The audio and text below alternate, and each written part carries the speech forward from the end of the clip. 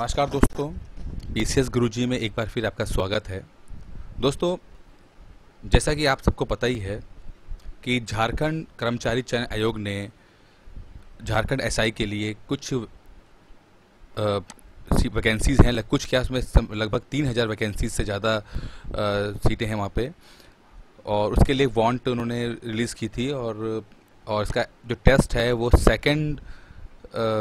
Third week of अगस्त से 15 सितंबर तक चलेगा। ऑनलाइन टेस्ट होगा, इसमें नेगेटिव मार्किंग भी होगी, और ये इसका नोटिफिकेशन है। मैं इसको मोटा मोटा आपको दिखा रहा हूँ, और उम्मीद करता हूँ कि आप लोगों ने इसका फॉर्म भरा होगा।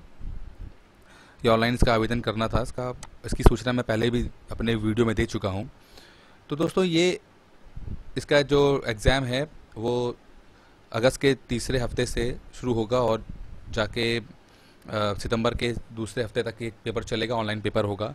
इसी के रिगार्डिंग हम लोगों ने, यानी पीसीएस गुरुजी लोगों ने झारखंड के दरोगा के लिए हम लोगों ने टेस्ट सीरीज स्टार्ट की है, जो 9 तारीख से शुरू हो रही है। और अगर कोई भी दोस्त इंटरेस्टेड है वो टेस्ट सीरीज ज्वाइन करने के लिए झारखंड की दरोगा का, तो वो 8317040152 पे कॉल कर सकता है और इन्फॉर्मेशन ले सकता है। दोस्तों, ये डेमो पेपर थोड़ा सा बनाया है, छोटा सा डेमो पेपर बनाया, ज़्यादा समय नहीं था, इसलिए थोड़ा सा जल्दी में ही डेमो पेपर तैयार किया। तो इसको अभी हम डिस्कस करेंगे आज। और डेमो पेपर को में 4 तरह की चीज़ें आ रही हैं दोस्तों इसके अंदर, झारखंड एसआई में। जैसे रीजनिंग आ रही है, मैथ्स आ रही है, बेसिक मैथ्स आ रही है, कंप्यूटर आ रहा है, कंप्यूटर के रिलेटेड क्वेश्चंस आ रहे हैं, और आपका साइंस आ रहा है, और जीके आ रही है। सब मिला के लगभग 120 क्वेश्चन आएंगे। तो आइए थोड़ा सा क्वेश्चंस देखते हैं किस तरह से आएंगे। पहला क्वेश्चन दोस्तों है, रुधिर मीन्स ब्लड को थक्का मीन्स क्लॉटिंग बनाने में कौन सा करता है? मतलब जो ब्लड होता है, जब चोट लग जाती है तो उसको जो जम जाता है, जैसे कि और खून ना बहे, तो उसको हम क्लॉटिंग कहते हैं। तो क्लॉटिंग कौन करता है, वो थक्का कौन बनाता है, कौन सा विटामिन बनाता है? ऑप्शन है vitamin B, vitamin C, vitamin K, या फॉलिक एसिड। तो दोस्तों, जो ब्लड क्लॉटिंग में सबसे इंपॉर्टेंट जो रोल प्ले करता है वो है विटामिन के। सी आंसर है, याद कर लीजिए। बहुत अच्छा क्वेश्चन है दोस्तों, ये पीसीएस वगैरह में भी 1-2 बार आया हुआ है। अगला क्वेश्चन दोस्तों है कि श्वेत रक्त कणिकाएं, जिसे व्हाइट ब्लड सेल्स कहते हैं, का औसत जीवन काल कितना होता है? जो डब्ल्यूबीसी होता है वो कितने टाइम तक जीवित रहती हैं? 1 से 2 दिन, 3 से 4 दिन, 5 से 6 दिन, 7 दिन से अधिक।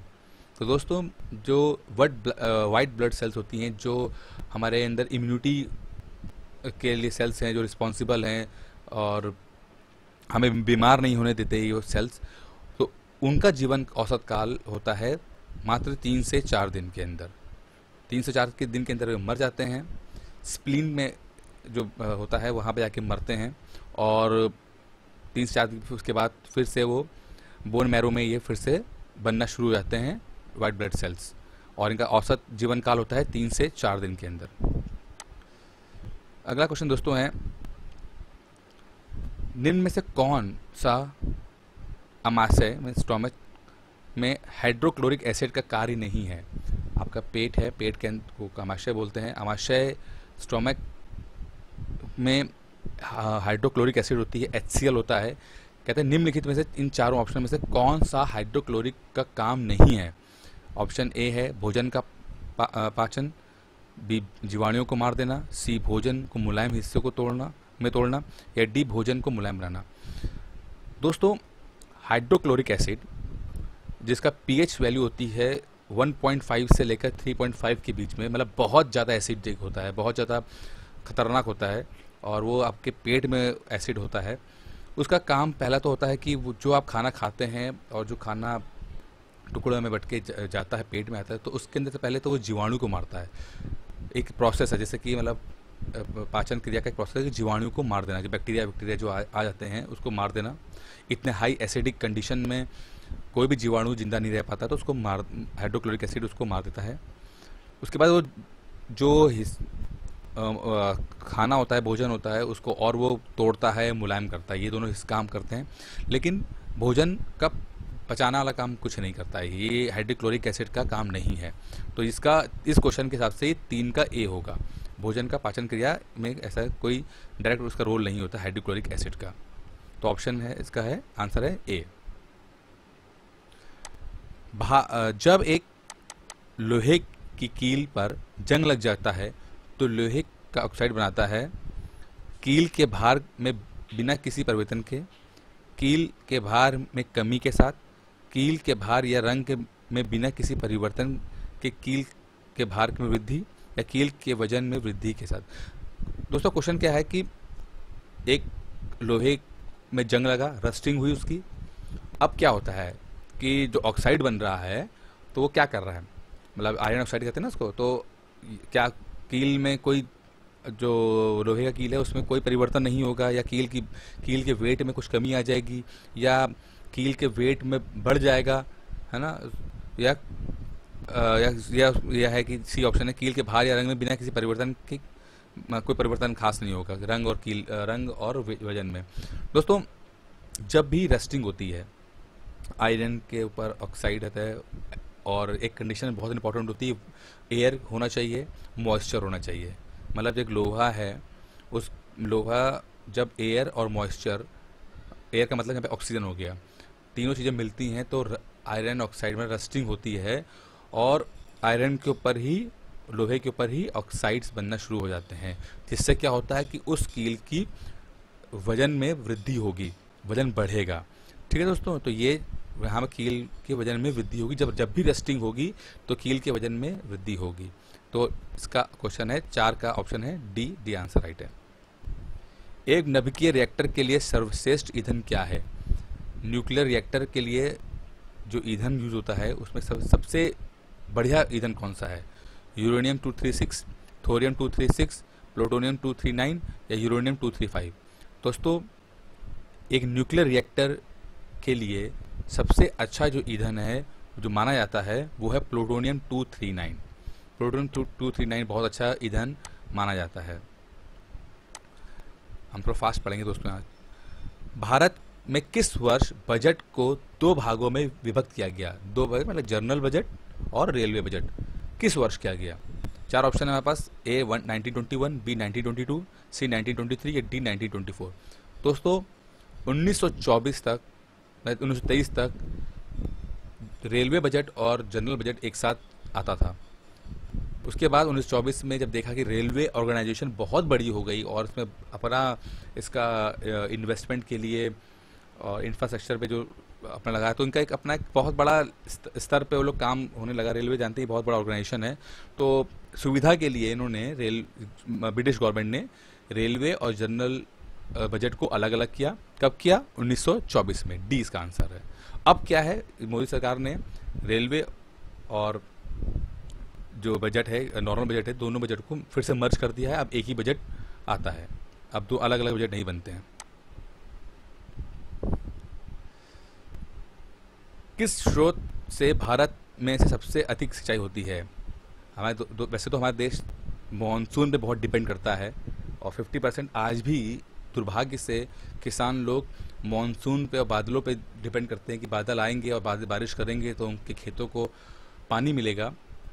और एक तरह से डिपेंडेंसी बहुत ज़्यादा है मॉनसून के ऊपर। अगर मॉनसून ख़राब हो गया एल नीनो के वजह से या कोई भी और कारण की वजह से बारिश कम हुई तो उनकी खेती पूरी बर्बाद होती है। तो कहते हैं कि अब कि तब भी जो किस स्रोत से भारत में सिंचाई सबसे ज़्यादा होती है? नहर से, नलकूप से, कुएं से या तालाब से? तो दोस्तों सबसे ज़्यादा तो वैसे मॉनसून पे डिपेंड करते हैं, लेकिन वैसे अगर देखा जाए तो किस चीज़ पे सबसे ज़्यादा डिपेंड करते हैं या किस चीज़ से सबसे ज़्यादा सिंचाई हो रही है? तो दोस्तों नहर से सबसे ज़्यादा। नहर का बहुत बड़ा नेटवर्क बना हुआ है इंडिया में, तो नहर के माध्यम से सबसे ज़्यादा सिंचाई होती है। देखिए 40% नहर के माध्यम से होती है। ठीक है, फिर कुआं 37.8, तालाब 74.5। ठीक है, अगला क्वेश्चन दोस्तों है, भारत में राष्ट्रीय आय नेशनल इनकम का अनुमान सर्वप्रथम किसने लगाया था? नेशनल इनकम सबसे पहले किसने निकाली थी? वी.के.आर. राव, एम.जी. रानडे, दादा भाई नौरोजी या विलियम डिगबई? तो दोस्तों नेशनल इनकम सबसे पहले जो कैलकुलेट की गई थी वो की गई थी दादा भाई नौरोजी ने, और रत्ता भाई नौरोजी जो ग्रेट ओल्ड मैन और बहुत ही सम्मानित आदमी हैं, व्यक्तित्व हैं भारतीय नेशनल स्ट्रगल के, बहुत कुछ काम किया। उनकी किताब मशहूर किताब रही है poverty and un-British rule of India, जिसमें उन्होंने भारत का उस समय के हिसाब से नेशनल इनकम निकाली गई थी जो 20 रुपये प्रति व्यक्ति आई थी।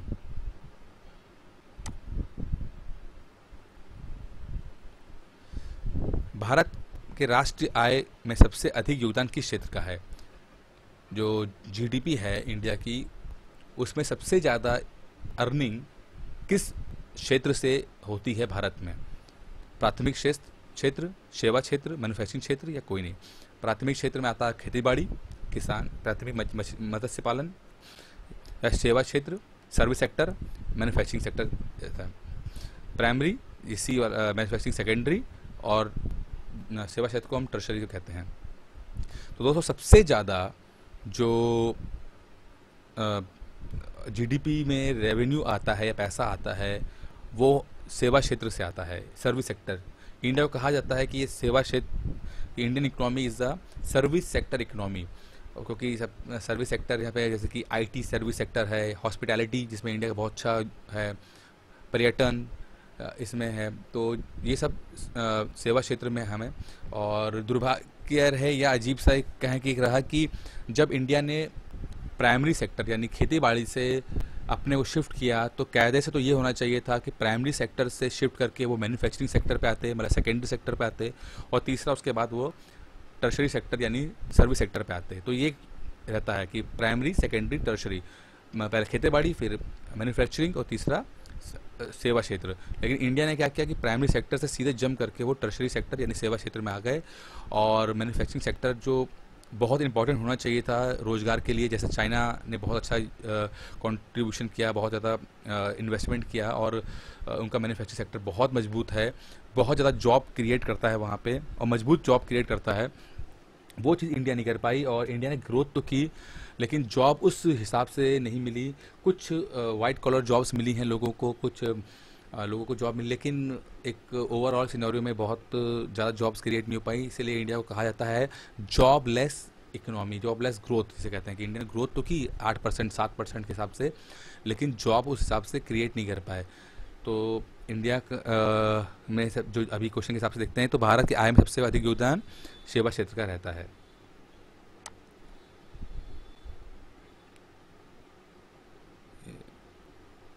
एजेंडा 21 का संबंध किससे है? मानव विकास से, आर्थिक विकास से, निरंतर विकास से, गरीबी उन्मूलन से? दोस्तों एजेंडा 21 का जो सीधे संबंध है निरंतर विकास से, सतत विकास से, या सस्टेनेबल डेवलपमेंट से।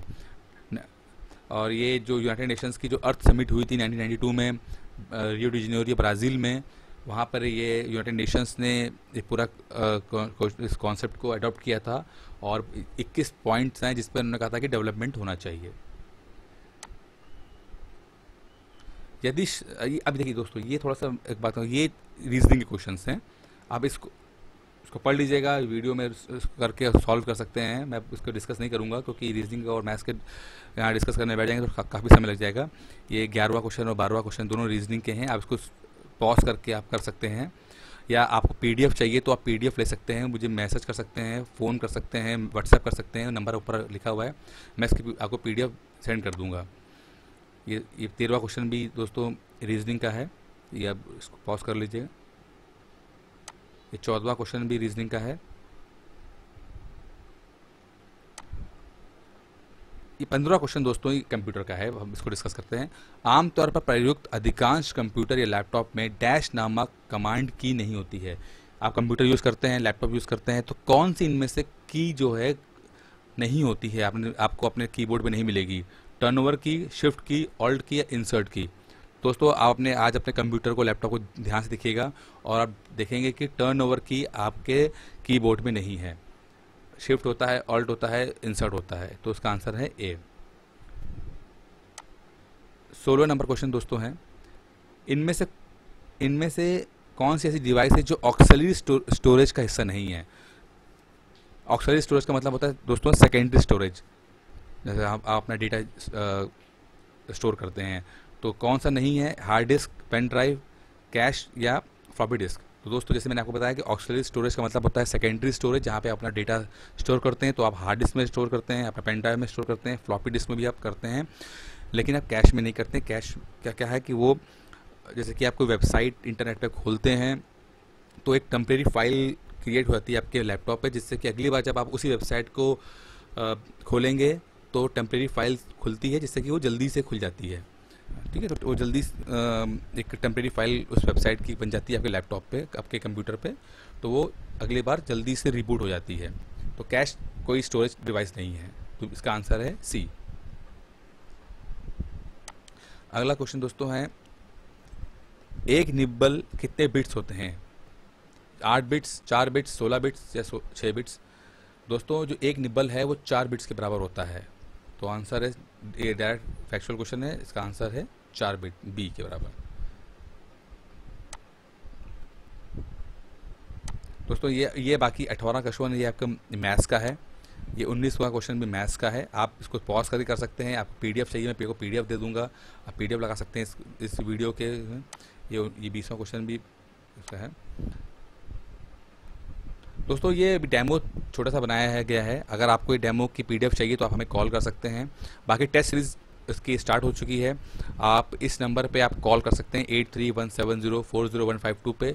और झारखंड दरोगा के लिए आप टेस्ट में ज्वाइन कर सकते हैं। 25 फुल टेस्ट आपको दिए जाएंगे और फुल लेंथ पेपर होंगे, 120 क्वेश्चन इसके अंदर पूछे जाएंगे।